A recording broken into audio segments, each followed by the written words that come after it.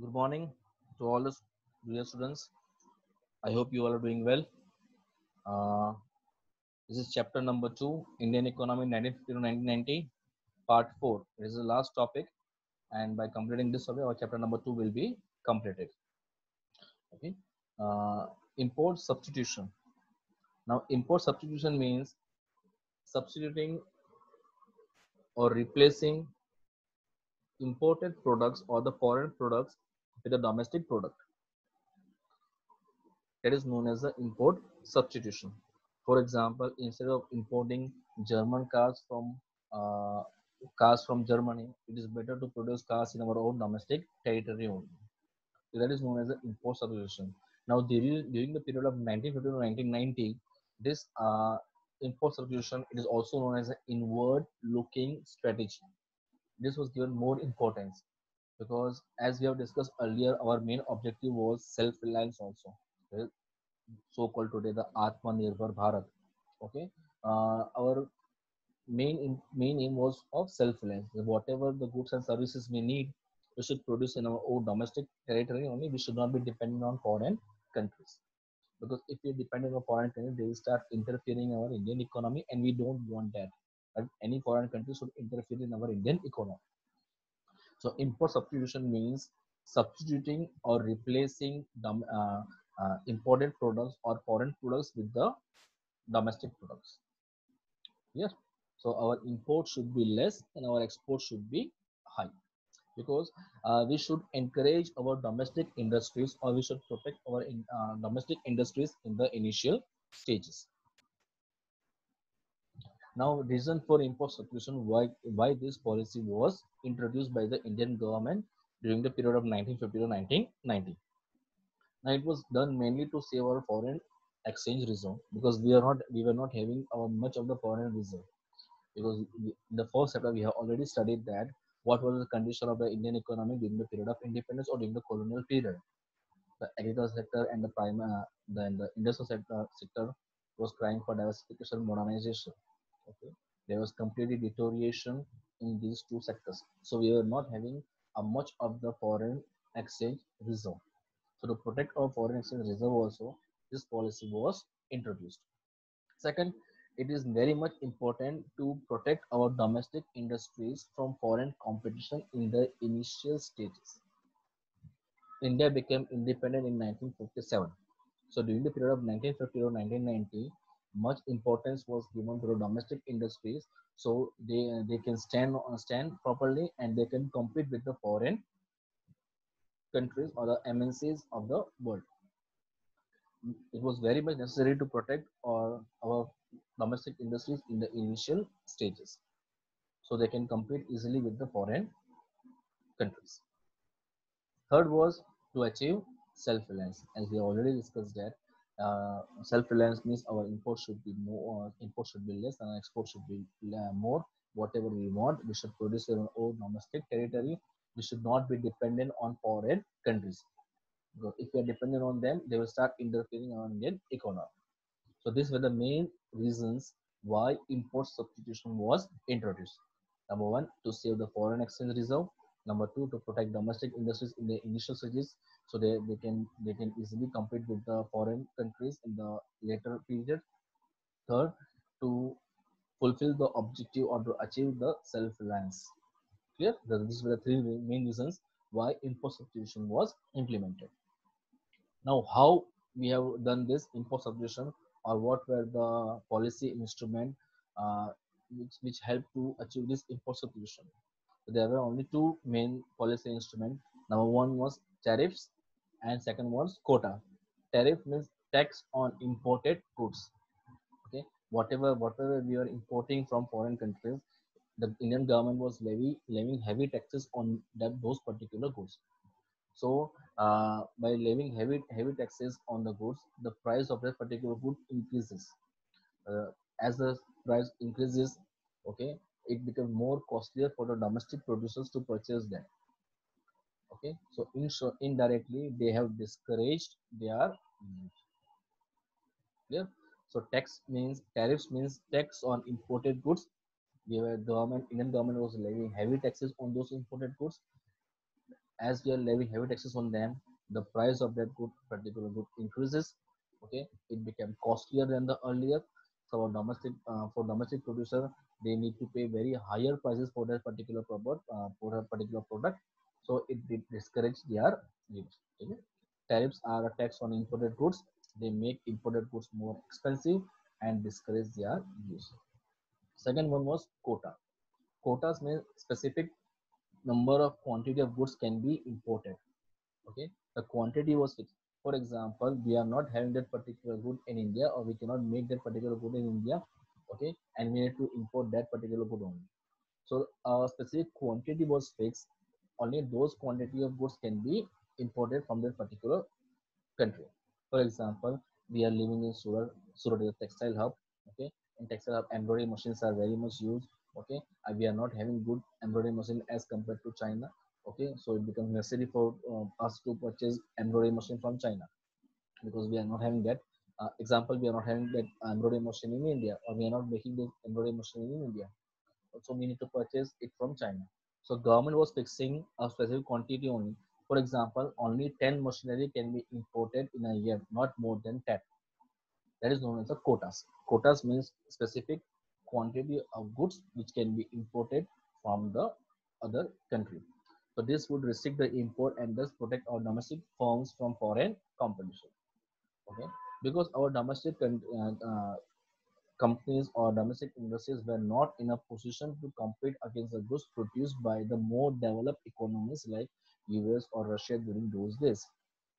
Okay, so it was very much necessary to give them the protection in the initial stages so they could learn to compete with others in the during course of time. Okay, and during that period of time we would able also be able to save our foreign reserve and achieve the objective of the self reliance. Okay, so this is known as the import substitution. Yep, I'm repeating once again. Import substitution means uh, substituting foreign goods with the domestic good is known as the import substitution. Okay. Why this import substitution was implemented? To protect our domestic industries in the initial stage, to save our foreign reserve, and third, to achieve the objective of self-reliance. How we did this? With the help of tariffs and quotas. Tariff means tax on imported goods, which make the imported goods costlier and discourage their use. Second one was quotas. Quotas means specifying a specific quantity of goods only that can be imported from the country. So that is known as the quotas. So with the help of these two policy instruments, tariffs and quotas, we were able to protect our domestic industries in the initial stage. So during the course of time, they can learn to compete with the foreign countries, and during the course of time, we can also save our foreign reserve, and we can easily achieve our objective of self-reliance. Okay. Now with this topic, our chapter number 2 is completed. Okay. Now I will revise the whole chapter in few minutes, and we will end the session. Okay.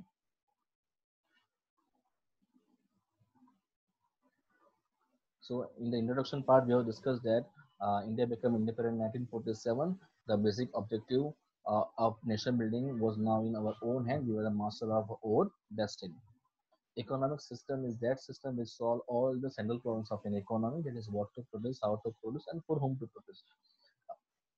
These problems are known as central problems of an economy because these problems arise due to scarcity of resources, and resources are land, labor, capital, and enterprise. They are already limited in as compared to their want. Okay, and they are also having alternative uses. What to produce deals with a selection of goods and services to be produced in what quantity and what combination. How to produce this with a selection of technique of production, whether we should use LIT or CIT. LIT means labor industry technology, CIT means capital industry technology. Preferable for India is LIT. For whom to produce, selection of goods and services, selection of category of people who will ultimately consume the goods, whether we should produce goods for the classes or the masses. Classes means more rich, less poor. Masses means more poor, less rich. Three types of economic system are there: capitalist, socialist, and mixed. Capitalist economy is that economy in which all the factors of production are owned, controlled, and managed by the private sector or the market. Socialist economy means all the factors of production are owned, controlled, and managed by the public sector or the government. and mixed partially by the private sector and partially by the public sector. India adopted the mixed economy. Okay, India adopted the mixed economy. Okay, to fulfill the economic planning or to utilize resources in efficient manner so that our national priority can be easily achieved, they established the Planning Commission in March 1950. The chairperson of the Planning Commission is the Prime Minister only, that is late Sri Jawaharlal Nehru was the first chairman of the Planning Commission. In the present day, we have already discussed that Planning Commission is not there. Instead of Planning Commission, we are having the NITI Aayog, that is National Institute of Transforming India. The goals of the Planning Commission were growth, modernization, self-reliance, and equity. Growth means growth in terms of GDP. As soon as our GDP increases, it also improves the standard of living of the people of the country. Modernization means there are two aspects of the modernization. First, use of new latest technology for production of goods and services. Second, changing social outlooks toward female, giving equal rights and opportunities to the people of the country. That is, male and female should have equal rights and opportunities. Third, self-reliance. We already discussed this now. Self-reliance means our import should be less, our export should be more. Whatever we need, we should produce in our own domestic territory. We should not be dependent on foreign countries on our essential products. If you are dependent on them, they will start interfering in our Indian economy. Equity means the benefit of economic development should reach to each and every section of the society. Agricultural sector was our private sector, is also known as the backbone of the Indian economy. There were mainly three types of reforms introduced in the agricultural sector: institutional reform, there is land reforms; technological reform, there is green revolution; and general reforms. Land reform number one: abolition of the zamindari system or the intermediaries. Tillers were made the owners of the land. Land selling a specific quantity of land which could be possessed by an individual. Okay. But these problems were not easily successful because there were many loopholes, and the Zamindar took the advantage of these loopholes. It was only successful in West Bengal and Tamil Nadu because their government was committed towards these land reforms. Green revolution means the use of new and latest technology like high yielding variety seeds, chemicals, pesticides, fertilizer for agriculture production. Okay. The major requirement was irrigation facility and the financial sources so that we can easily purchase these resources from the market.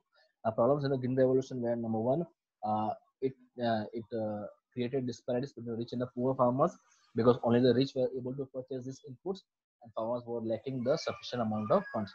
Second was the high yielding varieties were prone to pest attack. Now the government took the corrective measures to solve the problems. They provided loan to farmers at a very cheaper rate. They gave subsidies on the fertilizer, and they developed research institute which provided training to farmers how, when, and why to use this new technology. Benefits of green enabler: we attended the marketable surplus. We created a buffer stock. Benefit of low income group because the supply was increased. As soon as the supply increased, the prices declined. So the poor person can easily purchase this product from the market. Many industries related to chemicals, pesticides, fertilizer were launched and established. Yes, we achieved the self-sufficiency in the green revolution, or we can say in the food grains. Drawbacks: it was confined to only food crops. Limited coverage, only few states could take the benefit of this technology. Inequality of farmers, rich get more richer and poor get more poor.